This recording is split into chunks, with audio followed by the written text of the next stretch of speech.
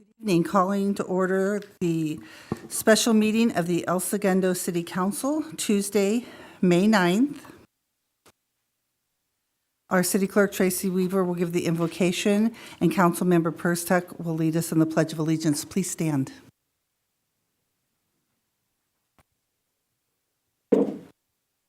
As we assemble here this evening, we pray for assistance in conducting our community affairs. Grant all those in attendance the gifts of wisdom, understanding, strength, and patience. May the decisions made here this evening result in the growth and prosperity of El Segundo. Amen.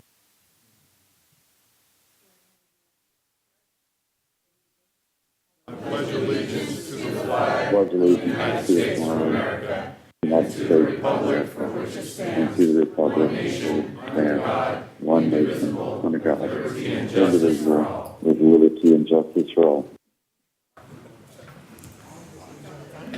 Thank you. Madam Clerk, roll call. Councilmember Perstuck. Here. Councilmember Brand. Present. Councilmember Dugan. Here. Mayor Pro Tem Boyles. On the phone. And Mayor Fuentes. Here. Now is the time for public communication, 5-minute limit, 30-minute total. How many people want to speak tonight?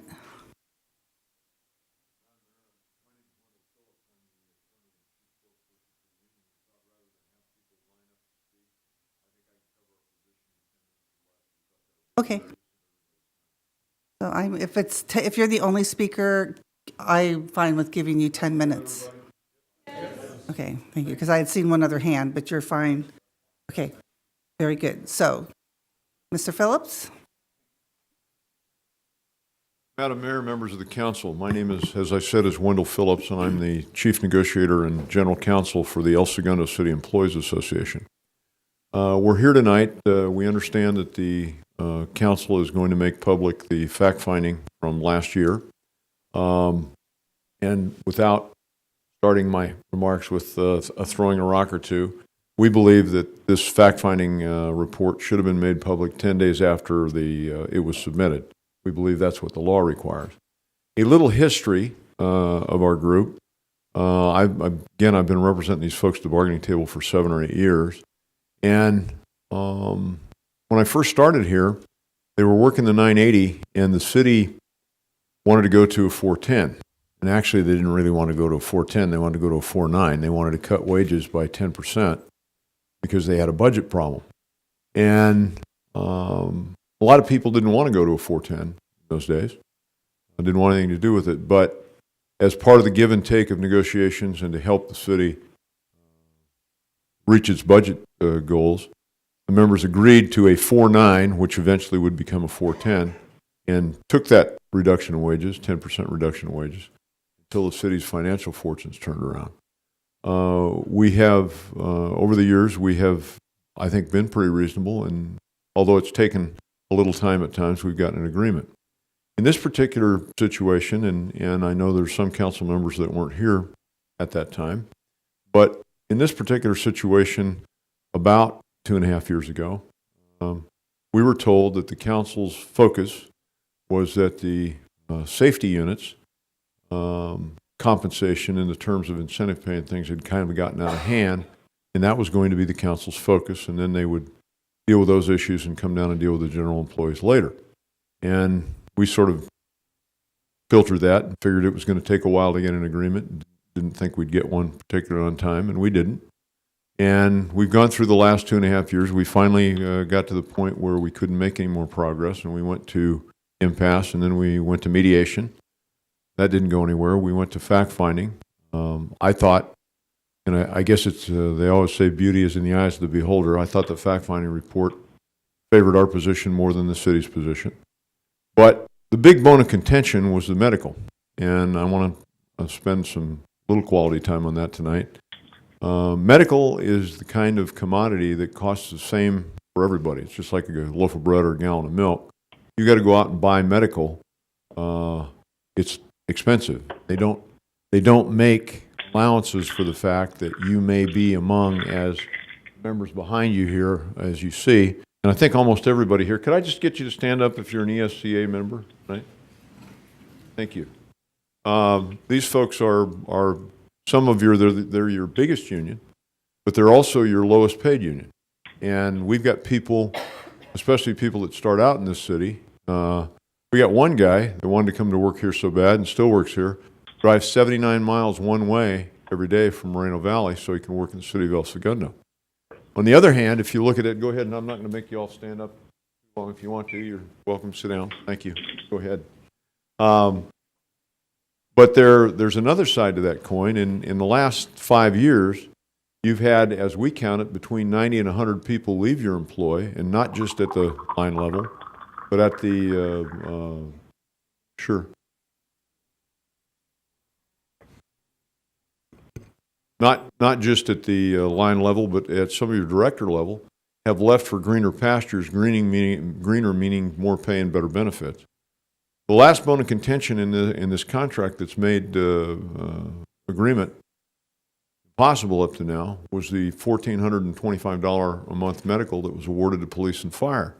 And I don't begrudge that. I was a police officer or deputy sheriff myself for 25 years. I don't begrudge any benefit or any salary anybody can get, but those folks are among the highest paid city employees, and the impact of medical on their salaries is a lot less than it is on the lives of the people you see behind me.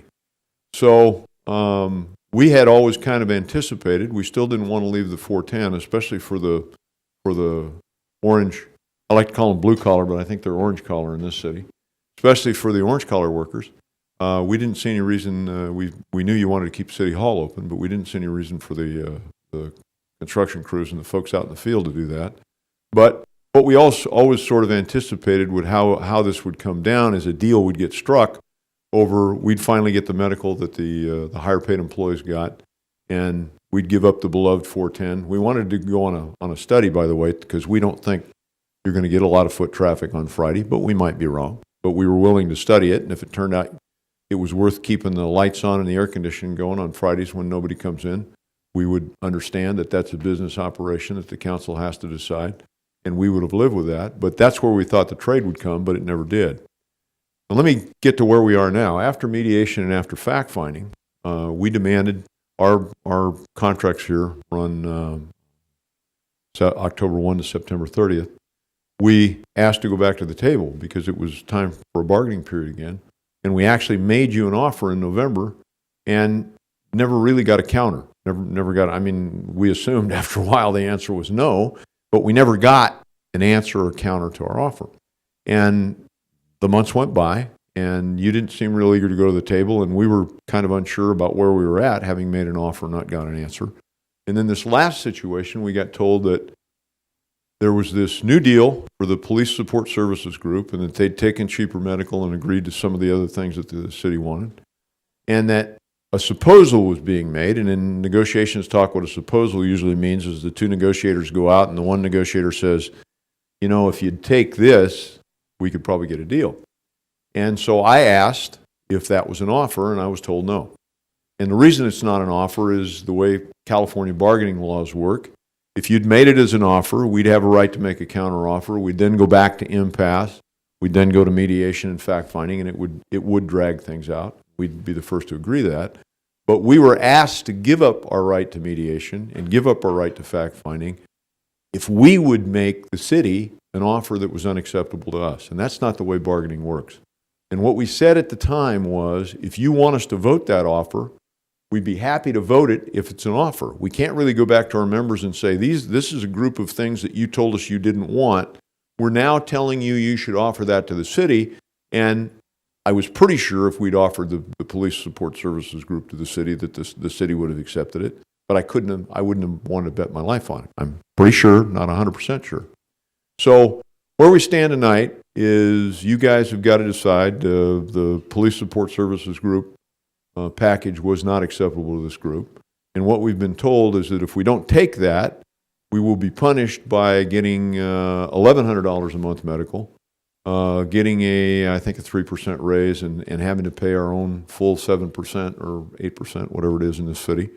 I represent a few, and I haven't memorized this one, but whatever it is, we will pay the full bump for the employer-paid member contribution, which is probably the worst term for a benefit I've ever heard. And I wish when I saw it come along 10 or 15 years ago, I'd run screaming into the dark, not had it named that, because it's bad for employees and the employer. But we've been told that if we don't make what was to us an unacceptable offer, that the city will impose on us and punish us for not doing that. I don't think that's the way to go. I think there's a contract in here somewhere, and I think it's based on the fire and police medical. And I think we could work, if we could get over that hump, I think we could work out the rest of the problem. And we would rather. We don't, this group has always wanted to go along with the city and help the city. They love the city. We got people that live here and work here, choose to live here and work here. We're not looking for a fight, but the police support services contract was not something that this group certainly didn't want to take, and they certainly didn't have to be the ones to offer it to the city. So you're going to debate and decide what you want to do, and I hope you don't punitively impose on these good people.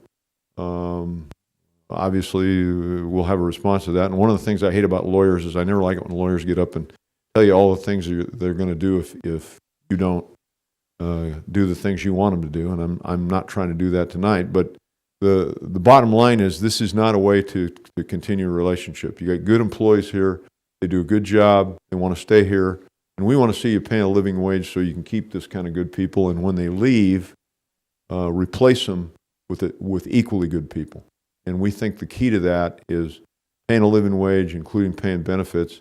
We don't think the police support services group deal gets there. So with that said, you can see I represent a lot of public employees. I think this is probably about 80% of our union that's sitting behind me here tonight. That's pretty unusual for them to come down and on their own time and show this kind of interest. They are interested, and again, they would love to get along. But some of our folks, especially at the bottom salaries, starting salaries, if you start them at the bottom of the food chain, almost qualify for food stamps in this city. And it's a shame that you can work a full-time job and almost qualify for food stamps, and especially to get the kind of medical benefit with what Washington's telling us, and who knows what the wizards in Washington will do with this healthcare thing, but it doesn't sound like it's going to be good for the working person. Some of these folks at the level that you're seeking to impose on them are going to have a real tough time making their bills every month.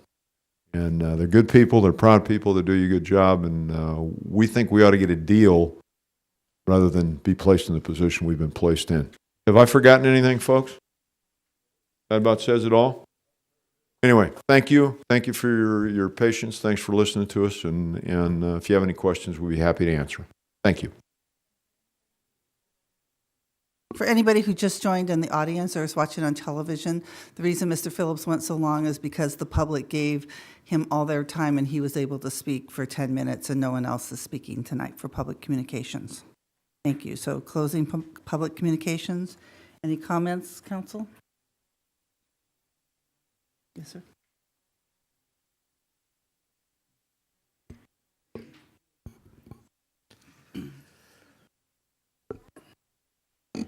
My hope is that we will continue to keep communicating. When you stop talking and meeting together to resolve contested issues, it goes no place. It's really important that the dialogue be reconnected, and I'm sure that people of good faith can find a path to a solution here. The impact on morale and productivity is serious. When we won our council seats a little over a year ago, we met with each department manager here in the city, and they all reported morale was the biggest problem, that it was low in all the departments. We've been on here now a year and a week, I think. 53 weeks, and we haven't resolved everything. At last meeting, I gave some highlights of things we did accomplish, but there's more things that we have left to do. I think it's really important that we show respect for each other, that we keep talking with each other, And out of that, I'm confident that we can arrive at a solution that will put this behind us and give us a fresh start. To go in the other direction, to do a unilateral imposition, does nothing but damage morale further. I've been involved with settlements for 35 to 40 years now with associations, California Teachers Association, biggest one in California. Negotiations really never end. It's all about relationships and trust, and we basically have not established that here. And we need to use this transaction to begin to do so that we can approach these things in the future. And there's always a future. There's never an end to this. It goes on. Things will go smoother. They won't take the better part of 3 years and end up in a standoff with one side threatening to use its power to impose on the other side. That is never good at the time it happens or down the road from there. So I'm hopeful we won't take an action tonight that will preclude our ability to continue to find the path through this. Thank you. Thank you, Dr. Brad. Okay, I'm going to ask for no comments, no applause. We don't usually have that in meetings. And also, we have Mayor Pro Tem Boyles on the phone so that he can hear everything. I appreciate your cooperation. Any other comments? I'll reserve comments as we go through the presentation here, so. Okay, thank you. Specials or orders of business, consideration and possible action regarding approval of a resolution implementing the city's one-year last, best, and final offer to the City Employees Association, CEA bargaining unit. Fiscal impact savings, $58,400. City Manager? Madam Mayor, members of the City Council, as has been stated several times, these negotiations have been going on for over 2.5 years. They are our longest current unresolved set of negotiations, and we have been unable to reach agreement during that period of time. I'm introducing the item. I'm going to turn it over to Steve Filarski, the city's labor negotiator, in a moment, but I thought it was important to revisit what the city's overall objectives and criteria were going into these negotiations, and most of these objectives apply to our negotiations with all the other labor groups as well.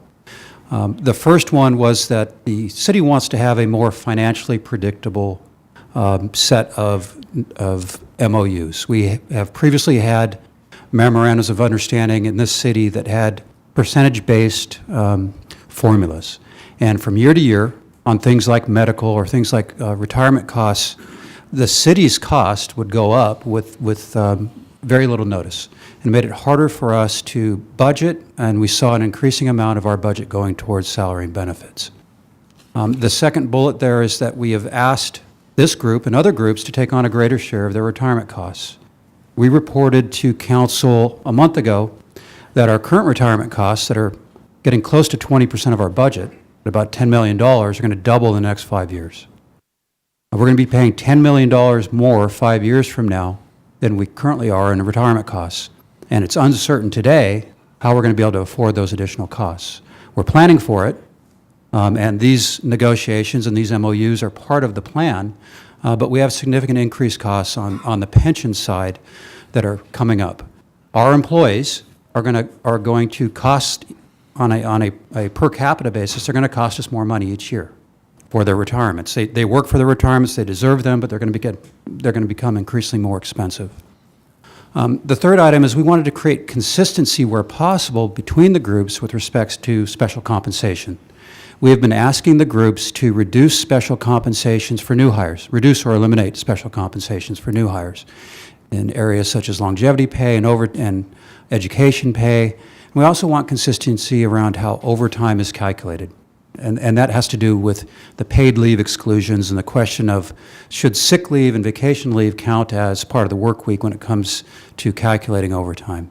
And we have successfully negotiated reductions or the elimination of special compensations for new hires and other groups, and we've clarified how overtime is calculated, and those issues are the same with this group. Something that's more specific to this group, rather than the safety groups that we've reached agreement with, are that we are asking to go away from the 410 schedule. We would like to provide our citizens and our businesses more service, particularly on Fridays. So we began these negotiations asking for our employees to go back to a traditional schedule, and through the process, we have revised the offer to discuss a 980 schedule instead. And then finally, we do seek to maintain and provide a motivated, productive workforce by offering competitive salaries and benefits for both current and future employees. When we started this process, we did assess our competitive standing with our groups related, in relation and context to surrounding cities. This group was about at the average in 2014. That was several years ago, and I'm sure things have changed. When Mr. Filarski presents the areas next where we were in agreement and where we were in disagreement, you can see that the city was proposing to increase salaries to offset the additional retirement costs, but also to maintain some competitive balance with other cities. So those are the criteria and the objectives that we started this process with. We did change some of them or shift in our position on some of those throughout the last 2.5 years, but we have been unable to reach agreement. So at this point, I'm going to turn it over to Mr. Filarski. He's going to walk through the areas where we had agreement, the areas where we couldn't agree, and the next steps and options for the City Council.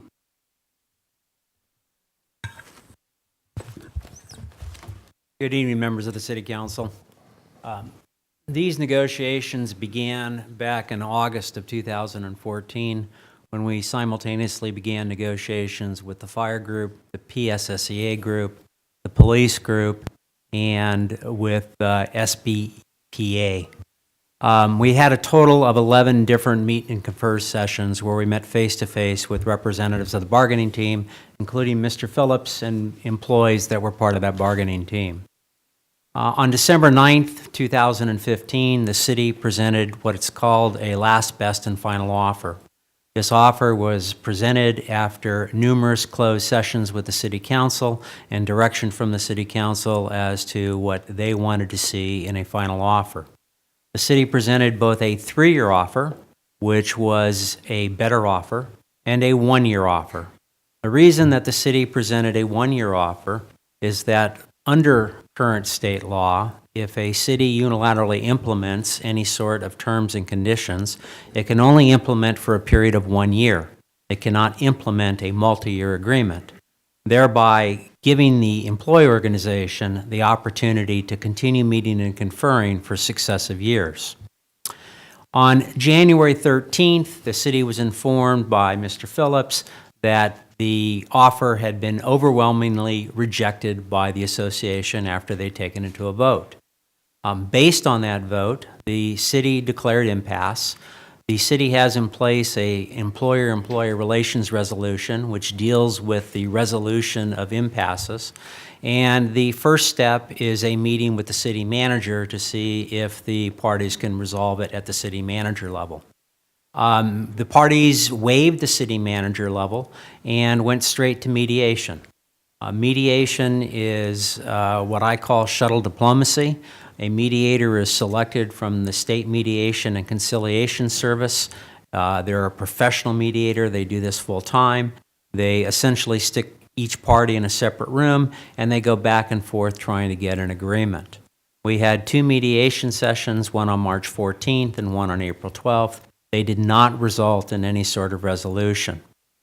Once mediation is concluded, and for approximately the last 7 or 8 years, the associations have had the ability to request fact-finding. And the association did indeed request fact-finding, which we'll get to momentarily. The issues that were in dispute, the key issues that were in dispute, we'll get to momentarily. But there were several issues, significant issues, that were agreed upon in the 3-year agreement. The first is that the city proposed a 7% base salary increase upon ratification of the MOU. This had changed over time because these negotiations had become protracted. Originally, the salary increase was split up in two parts, but when we got into the fiscal year of 15-16, 15-16, then we combined the salary increase into a 7% base salary increase. In the third year, which is already past the beginning of the third year, we had an additional 3% base salary increase. In return, the employees would pick up a full 7% of their employee-paid membership contribution to PERS. Under current PERS law, there is an employee share, which is set at 7%, and there's an employer share. The employer share always goes up, and that's the up that Mr. Carpenter spoke about a few minutes ago. That's going to double in the next 5 years. The employee share cannot go up, and it's set at 7%. Years ago, most agencies, including the city of El Segundo, began paying the employee's share. But over the last 5 or 6 years, as pension costs have spiraled, as pensions have become a source of concern, most agencies have gone back and put that onus back on employees to pay their share. So the upshot is what we call 10 for 7, 10% salary in return for 7% EPMC. And we had an agreement on the numbers at the table, but we had disagreement over a number of issues. The first is the issue of overtime pay, and these are what I would call the significant issues that we were in disagreement on. We had proposed with the other groups, and we had attained with the other groups, that sick leave and vacation would be excluded from the calculation of hours worked for purposes of overtime. Under the Fair Labor Standards Act, an agency or any employer, be it private or public, can exclude paid leave from the calculation of overtime. So we proposed that for the CEA employees. In addition, the city had a history of including the value, the 7% value of EPMC in the regular rate of pay.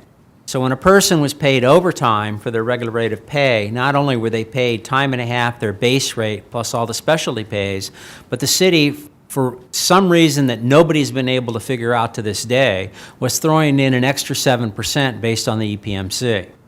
The city proposed eliminating the EPMC from that calculation, in large part because the city was going to be no longer paying that calculation. It was now going to be paid by the individual employee. That proposal was rejected by CEA. Health insurance, as Mr. Phillips has indicated, is a mixed bag in this particular city.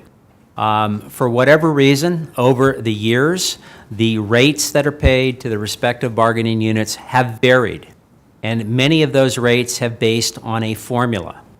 One of the key things that the council did with respect to all of these negotiations was to eliminate the formula basis of health insurance, so that the health insurance was fixed at a flat dollar rate and would not automatically go up in the future. What a lot of people don't understand is the health insurance rate that we pay for active employees, we also pay for retirees. So an employee could work here for 30 years, be paid health insurance, then retire, and the city would be responsible for the health insurance as well as their spouse until the day that they die. So one attempt here was to rein in the cost of health insurance, which, as the pension situation, is an unfunded liability that, again, has spiraled exponentially over the years. So what the city proposed was an increase to $1160.71 per month per employee. The CEA proposed $1,400 a month, which was about what had gone to police and fire based on their formula that they previously had, and which is no longer in existence. So there was a difference in the health insurance. I would like to believe Mr. Phillips' statement that health insurance is the only thing holding this particular agreement back, but this is the very first time I have heard that tonight, that health insurance is the only thing holding up an agreement, because everything else has held up an agreement to date. At no time has CEA come forward and say, just pay us the health insurance and we'll agree with you on all these other items. The next item is education incentive. One of the structural changes that the council directed to be made with respect to all of the employee organizations was that education incentive be eliminated for future employees. CEA said no. Same thing with longevity pay. Eliminate for future employees. Would have no impact whatsoever on the existing employees or any employees sitting in the audience now. The work schedule has been addressed in part by Mr. Phillips and by Mr. Carpenter, but there was a desire to keep City Hall open every other Friday. The initial proposal from the City Council was to keep City Hall open every Friday. After negotiation, the city backtracked on that proposal to keep it open every other Friday as opposed to every Friday. Leave payouts. Employees are paid out leave annually and upon termination for vacation, sick leave, and the like. Oftentimes, that leave is earned at a lower salary. The leave is accumulated, and then when it's paid out at a much higher salary. This city had been paying out leave payouts on a regular rate of pay and including EPMC in those leave payouts. The city proposed with all groups that future payouts be on a base salary rate only. And again, that was rejected. Finally, there had been language put in the previous MOU that guaranteed no layoffs during the term of the MOU. The City Council wanted to remove that language, so in the event of some sort of financial catastrophe, they had some sort of flexibility with respect to implementing layoffs during the term of the agreement. And we had specifically said that we did not anticipate any layoffs during the term of that agreement. So those were the key areas of disagreement that went into mediation. They were not resolved during mediation, and again, at no point in time did the mediator ever come back, or did CA ever come back and say, if you just resolve the health insurance, everything else will go away. So now we get to fact-finding, which is a statutory process imposed by the legislature approximately 7-8 years ago. The union requests the fact-finding. There's a certain timeline to request that fact-finding. They filed the petition for fact-finding in a timely manner. The parties waived timelines at the beginning of fact-finding. And the reason they waived timelines is because under the statute, the fact-finding panel is supposed to convene within 10 days of being appointed, and that's impossible to do. And so at the outset, the parties waived any fact-finding timelines. A fact-finding hearing was held on June 21st, full evidentiary hearing before the fact-finding panel. And it wasn't until November 5th that the city received a fact-finding report. It included 2 dissents, one from the city appointee, one from the CA appointee.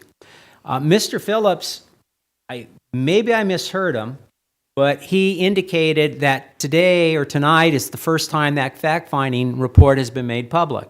That's not true. That fact-finding report, once it was received, was given to the city clerk's office and posted on the city's website shortly after November 5th. I don't know the precise date that it was presented, but I'm sure we can get the date that it was posted on the city's website, and if one were to go to the city's website right now, that fact-finding report would be there, and it's been there in its full capacity ever since it was received by the city and posted by the city clerk's office. This past month, we informed CA through their attorney, Mr. Phillips, that the matter would be presented to the City Council.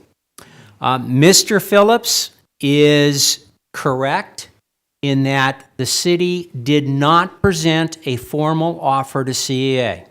The reason being is CA and Mr. Phillips took the viewpoint, and probably legally so, that if the city made an offer, that reopened the entire bargaining process, which meant that if the offer was rejected, we would now go back to impasse, we would now go through the city manager meeting, we would now go through mediation, and we would now go through fact-finding all over again. What was represented to Mr. Phillips was we were willing to talk in terms of supposals, if we could do this, if we could do that, as long as there was an explicit understanding that would not reinvigorate the bargaining process. That was declined. So the city did not make any offer. In the interim, the City Council adopted the MOU with PSSEA. That MOU is a 4-year deal. The PSSEA group is a group of miscellaneous employees who are in the police department. They used to be part of this particular unit. They broke away and became their own unit. PSSEA has agreed to every single issue that we have up there on disputed issues with CEA. They agreed to a 4-year contract. Their contract calls for an 11% increase over a 4-year period. One thing I should also mention, going back to this table right here, is the EPMC only affects what are commonly referred to as classic employees, persons that were hired before the implementation of PEPR on January 1st of 2012. Approximately 35% of this unit are PEPRA employees, which means they would not pay any additional 7% because they're already paying their retirement. What they are not getting is a 10% increase with 0 retirement. The other 65% would be getting 10 for 7, but again, they've turned down that particular offer. On April 27, 2017, at the direction of the City Council, the City Manager did communicate with the CA bargaining unit. That particular memorandum is part of your agenda package. The staff recommendation is that the Council approve the resolution to implement the terms and conditions of employment set forth in the City's last best single 1-year offer. There's one other issue that I need to address based on Mr. Wendell Phillips' comments. The impasse did not preclude CA from coming to the table for successive fiscal years after the 14-15 year. CA did come to the table to begin bargaining on the 16-17 fiscal year. And they did indeed present a proposal on November 15th. Mr. Phillips would make it sound like the city has completely blown off CA since that time and refused to meet with them. That's not true. We indicated on the November 15th meeting that we had to come back to the City Council for direction on the proposal, get that direction before we could engage in meaningful negotiations. I have a series of emails here between myself and Mr. Williams, or Mr. Phillips, where he indicated on November 16th, let's go ahead and cancel the November 12th or 29th meeting because we have yet to get the direction from the City Council, and he agreed. Then after several emails at the beginning of the year, on February 15th, February 15th, he says, "Hi, Steve. Our president is on medical leave, recuperating from surgery. He's going to ask his doctor when he can return. Once I have that information, I'll get back to you with some prospective dates." That was on February 15th. We were attempting to set up a meeting to discuss those negotiations. We have yet to hear from Mr. Phillips and CA to set up such a meeting. So for him to sit here and contend that we're blowing him off and refusing to meet is absolutely false. With that, we'll get back to the recommendation that the staff is making to the council. I'm open to any questions as well as Mr. Carpenter.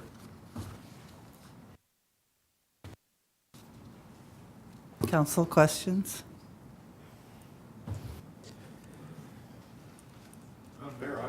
Like a little rebuttal. There have been some statements made here by Mr. Filarski that are at odds with the You truth. don't have permission yet.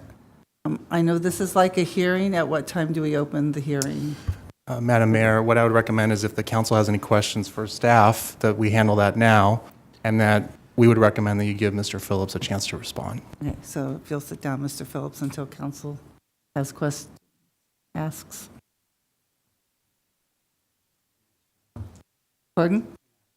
Oh, Drew, do you have any questions? Mayor Pro Tem? Oh, thank you, Dr. No, Brown. ma'am. I don't have any questions at this time. Okay. So Mr. Phillips can come back? I don't think I ever used the words that you blew us off. What I said was, we made an offer in November, and we're still willing to talk. The problem with the latest process that took place over the last 5 weeks is we got told if we came to the table to talk, it was conditioned on us waiving in writing, and I have the email too, as a precondition of sitting down and meeting, we had to waive our rights to mediation, impasse, and fact-finding. And there's been a change in circumstances. There's been a lot of change in circumstances, and even Mr. Filarski pointed it out, or Mr. Carpenter pointed out. There's been quite a difference in the surrounding areas on what's being paid on wages and benefits, and this city has fallen a lot farther behind than it was before. We still want to talk. We never said we didn't want to talk. We just didn't. What negotiation would you participate in, let's say in your private lives, if you went into the negotiation and they said, oh, by the way, you have to come to this negotiation and you have to waive all your rights after the negotiation if it doesn't go the way you want it to go. To even sit down at the table and talk, we're going to take some of your rights under the law away. And I didn't say, I know that you published the results of the fact-finding on your website. That's not what the law requires you to do. The law says you have to have a public hearing just like this one, so this kind of back and forth could take place. I really recommend, and I never said just the medical, but the medical has been the linchpin to the deal. And there's some other things about the city's proposal that we didn't like.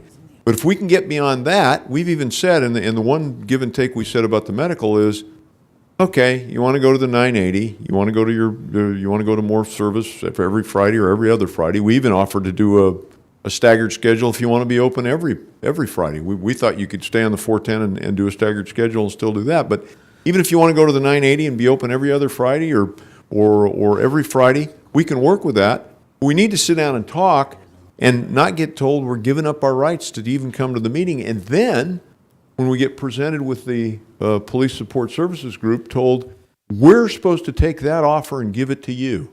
Well, that's not the way bargaining works. We'd love to sit down and talk with you. I think there's a pony in here somewhere, but not if one side tries to take advantage of the other and say, you're going to have to give up your rights to come to the table. We're not saying you're blowing us off. We would like to come to an agreement with you, and we probably realize we're not going to get everything we want. I think anybody that goes into negotiation these days thinking they're going to get everything they want isn't used to very many negotiations. But we don't have that attitude. I just don't think, in looking at that bullet point that was on there, if you're going to keep and maintain your workforce, the quality people you have, I wouldn't do this. Now, that doesn't mean you can't do it. You're city council. You have the power of the vote. You can do jolly well anything you want to do. And if you've decided by majority vote that you're going to impose on us, then you're going to impose on us. I don't think it's the way to go, and it's not something I'd recommend you do. That's up to you. But I don't want you to go away from this meeting or vote on the idea. I would suggest that before you vote, even if you've got to put it off to another day, I don't know if you've read the fact-finding report, but I suggest you read it. And it's not all the union's way, and it's not all the city's way, and I wouldn't expect it to be. But read the dissent. Read the dissent by your own member. Read the dissent by our member. Read the middle ground by the mediator. I think there's some wisdom there, and I think a deal's possible. But we got to talk to be able to do that, and neither side needs to put preconditions on the other side to sit down and talk. Thank you. Thank you, Mr. Phillips. Okay, city attorney. Is there a hearing then with more comments or? No, Madam Mayor, I don't think that's, I think Mr. Phillips was the. Yes, please. Suzanne, I was just hoping that Mr. Filarski could clarify because I did not understand that we were asking the other party to waive their rights before coming to that last meeting. Mr. Filarski, can you clarify that, please? Yes, the discussion was in the context of the negotiations for the 3-year agreement that said impasse here. The discussion never revolved around the negotiations involving the fiscal year 16-17 negotiations, which began in November of 2015. What the city wanted to avoid is going back to square one by presenting an offer, having CEA reject it, and then having to go back through this process, which has taken over a year to get to this point once again. We said we're willing to talk with you. We're willing to talk supposals. We're willing to talk settlement. Much as attorneys do in any lawsuit, a settlement discussion between two attorneys. You do this, we do that. But CEA through Mr. Phillips, continuously said, if we sit down and talk, then we are going to be going through new conditions that revives the impasse process, and we got to start all over again. We said, fine, we won't make you a proposal then at that point in time. Because there's no guarantee that sitting down at this point in time is going to get an agreement based on the number of issues that are at odds up there. Thank you. Did that clarify it for you, Drew?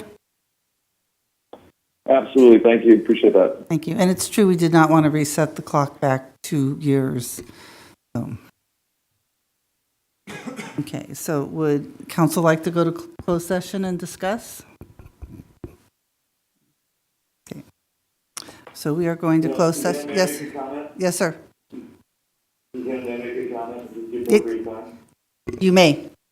And then we'll get you dialed into closed session. Oh, okay. Yeah, I was just going to say that I don't know if I'm coming across very well. You are very well. Audio, but two of our city's 5 strategic objectives are to develop as an employer of choice and to champion fiscal sustainability. And to that end, we made a reasonable competitive offer that gets us uniformity with our compensation, reduces our pension costs, which, as we talked about, are going to be very problematic in the future, gets us more consistency with special compensation, and gets us that open on Fridays that we know residents and businesses want. So I'm confident, regardless of how the vote goes down in closed session, that we'll be able to get back to the table swiftly. And thank you to everybody. I'm sure there's a large crowd there. Thanks to everybody for voicing their opinion. Yes. Thank you, Mayor Pro Tem, and there is a large crowd here. Madam Mayor, we're requesting clarification on closed session. If the council was going to consider the resolution, that would have to be done in open session. So is it council's intent to come back to the dais after closed Yes. session? Okay, Yes. And then we'll take a vote out here and discuss it. that's fine. Okay. So we Yeah, are closed going- session was noticed for this meeting, so the council will convene in closed session pursuant to the agenda. Thank you. So technically, can he participate in the closed session? We have the ability to set that up? Yeah, the vice mayor was, it was noticed for him to participate via teleconference, and he can participate in closed session as well. And staff is prepared to do that. We have the capacity to do it? We're setting that up. So for members of the audience, the council will come back after closed session, and we'll resume the open session portion of the meeting.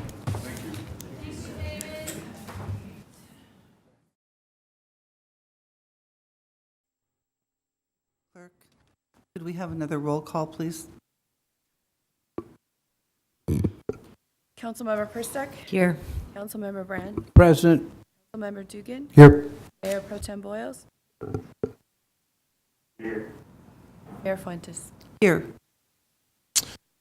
Madam Mayor, the record should reflect that at 7:48 this evening, the City Council convened in closed session pursuant to Government Code Section 54957.6, and it is now 8:40, and the council has ended closed session, is back in open session, and there's nothing for this office to report. You may proceed, Madam Mayor. Thank you, City Attorney. So, council comments? Yeah, I'd like to just share my perspective as a councilman on this. There's a lot being said out there, and I want you to, to hear it from what my perspective of is as we go forward on this. And I think when we get elected here, you have a responsibility to the city to be fiduciarily responsible and to maintain a good, healthy place of employment and to balance all those issues that come in through that. Contract negotiations become part of that responsibility. So when I came onto the council, we had some issues with some of our contracts that were, I'll just say, different than normal in a lot of context. We had some payroll issues, things that were being paid incorrectly, and in the process of correcting some of those issues, the law states that, because we're dealing with the Public Employee Union here, that anything you've done in a past practice, whether it's part of a contract or not part of a contract, has to be negotiated as you go forward. So mistakes in payroll that were incorrect had to be corrected, and in order to correct them, had to be negotiated into the contract. So there's, the rules you have to play with here are very limiting into what you can achieve. So my perspective was, hey, you know, the city of El Segundo wants to really be competitive with other cities. We want to be fair and equitable with all of our employee groups. We want to be able to say, hey, we are treating our employees uniformly across, and we wanted to have the union contracts as consistent as we could going forward, because there were a lot of inconsistencies. And that doesn't mean that everything's going to be on a equal, but we're trying to bring things together here. Going through the process as we get into the negotiating, so back in 2014, we did a competitive compensation and benefits survey. And we prepared contracts in 2014 going forward, like every other city did in 2014 at that time, to try and put together a deal that would get us into a contract and move us forward. I can assure you that the last 2.5 plus almost 3 years working without a contract is not something that pleases anybody. I know it's very difficult for you to understand and to deal with, just as it is with me. It would be my desire to not work without a contract ever again as we go forward. So that being said, when the contract dates come up, we have to follow a process that says, okay, you negotiate, and it gets to the point where what happens when you can't make a deal, and that's the problem that has created issues with us as we go forward here. What happens when you can't make a deal? And the process that you're required to follow has us going through a negotiation in fair practices to make sure that we're negotiating in good faith, and we believe that we've done that. I believe that we've done that. We've had fair and competitive offers that are matched up with what we had seen in other cities around us, and we compare with 10 different cities around here. So our compensation is fair and equitable with other cities, and our terms and conditions of correcting issues in payroll and some other things have been to the point where we think we're at a point where we are now, we've corrected our mistakes and we've made them right. So that's the process that I'm trying to follow here as a councilman, to be fair and equitable, to be competitive, and to correct issues, to make the contracts what I think would be considered to be fair and reasonable to everybody. Now we get into the fact that we haven't been able to make a deal. There's another process that we're forced to follow because that's the way the rules are in the state rules here. And we're following that process. So right now, today, we're dealing with issues that started in 2014 and haven't been resolved till today. And we're going to have to do something to get this on track. And the options that are available to us because of the rules are very limited. So I'm just wanting to share that this is a really cumbersome issue to deal with, and being competitive, fair, and equitable are things that I'm holding dear to us here, and I'm trying to make that move forward. That being said, I think we did a lot of that in our negotiations, and we were unable to make a deal with the employees. So now we're following the process of how do you resolve that issue going forward, and we're following that process as we go forward here. So about our future, but we're dealing with the past here tonight, and that's one of the issues that concerns me, is that we were unable to make a deal over the last 2.5 plus 3 years almost. So I just wanted to share that with everyone.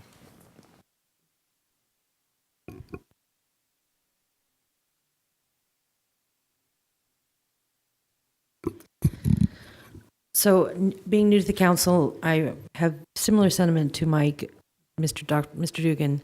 You know, the fact that we're dealing with something from so far back from the past, we really want to get to the future. Unfortunately, I struggle with that. We're very limited into the steps we can take.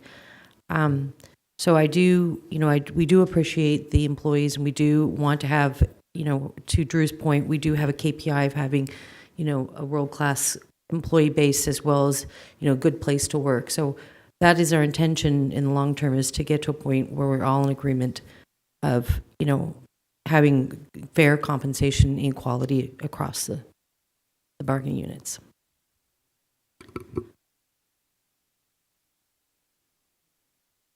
Dr. Brand, did you have any comments? Okay. Mayor Pro Tem?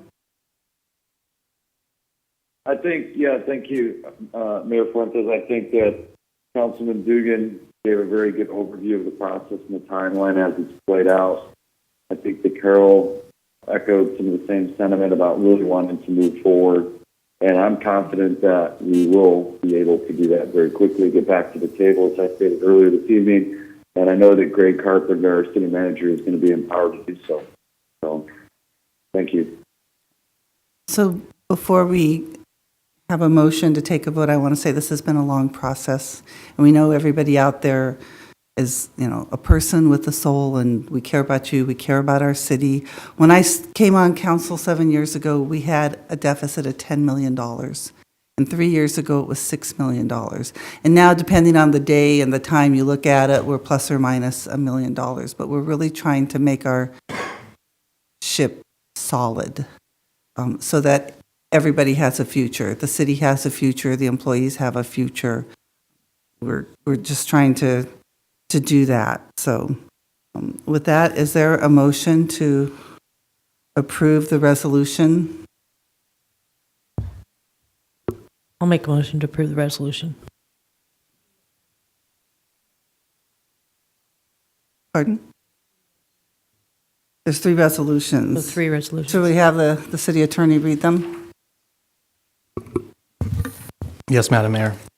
The first resolution is a resolution unilaterally implementing terms and conditions of the City of El Segundo's 1-year last, best, and final offer to the El Segundo City Employees Association.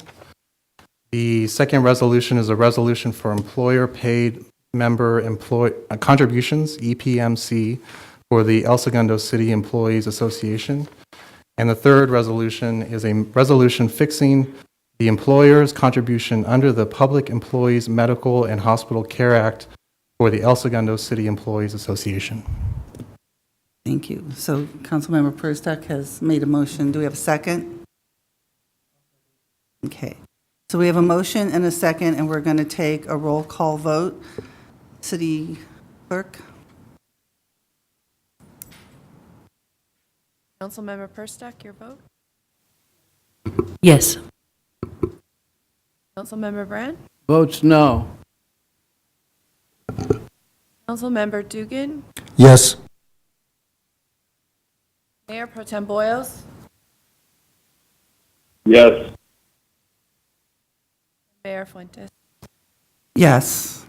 I want to say that tonight, unfortunately, we weren't able to reach an agreement for what's occurred in the past, and we're forced to take the step to impose for the years 2014 through 15. But we're ready to move forward, and we've already begun negotiations for 2016-17.